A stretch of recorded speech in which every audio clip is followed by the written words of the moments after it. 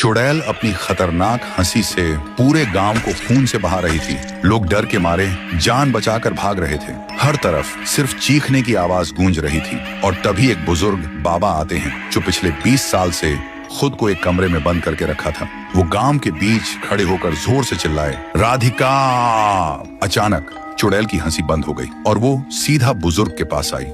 बाबा ने गहरी आवाज में कहा, बंद करो ये सब, बहुत हो गया। सुनते ही चुड़ैल रो पड़ी। लगभग 50 साल पहले वो भूतिया घर एक सुंदर हवेली हुआ करता था और उसमें रहता था एक परिवार, राधिका, उसका पति और उनका एक छोटा बेटा। राधिका और उसका पति दोनों को तंत्र विद्या आती थी। उस विद्या से वो गांव वालों की हर बीमारी दूर करते थे।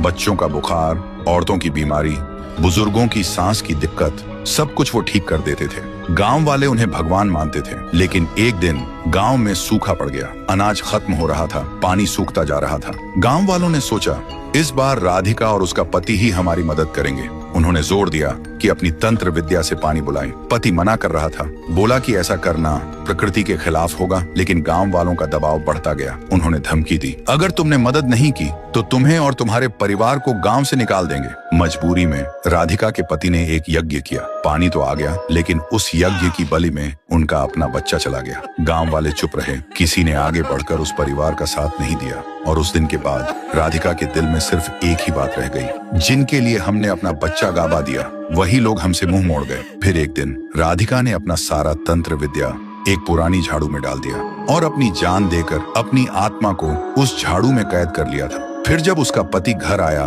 तो देखा वो लटकी हुई है। ये सब देखकर पति सदमे में चला गया और तब से अपने बेटे और पत्नी दोनों के गम में उसने खुद को एक कमरे में बंद कर लिया था।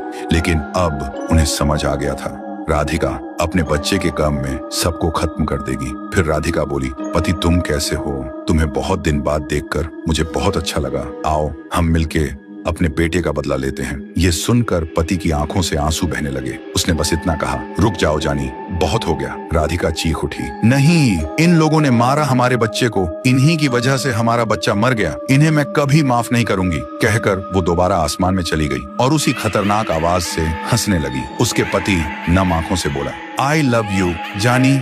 फिर वो रोते रोते एक चमकता हुआ पत्थर राधिका की तरफ उठाया। उस पत्थर से एक तेज रोशनी निकली जो सीधा राधिका के ऊपर जाकर टकराई। राधिका चीख उठी और पल भर में ही राधिका धीरे धीरे धूल में मिट गई और उसका पति भी जमीन पर गिरकर रोते रोते अपनी आखिरी सांस ली। तो दोस्तों, कभी लालच मत करो, क्योंकि लालच और स्वार्थ इंसान को बर्बादी तक ले जाता है।